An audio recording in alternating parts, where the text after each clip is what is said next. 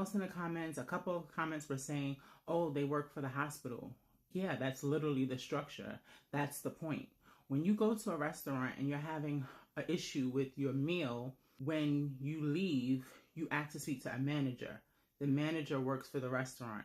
If you have an issue in Walmart and you need to speak to a supervisor, the supervisor works for Walmart. They don't send in a supervisor from Target to help you with your query.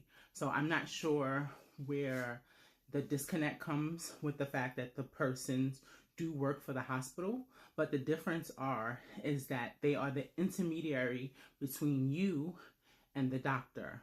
The doctor is the employee of the hospital. So the doctor has his own insurance for malpractice in case he does something that has an adverse effect on a patient, and then the insurance would pay to the family, et cetera, depending on the scenario. But guess what? Also, the hospital would then get charged in any kind of litigation or any kind of charges that were brought. So the hospital does have a vested interest in making sure that there are not any issues with your care.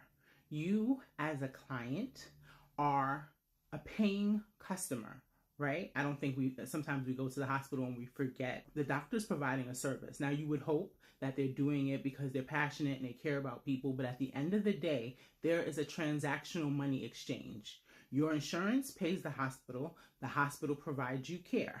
So if you are unhappy with your care, you can leave. And if you leave, that means you're going to go to another hospital. And when you go to another hospital, that means that the money that the hospital would have received now leaves with you, right?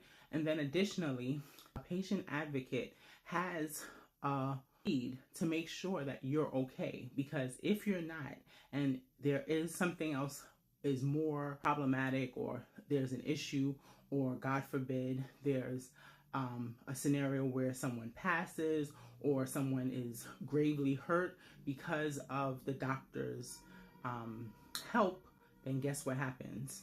They are also liable. So the patient advocate is going to be the in-between.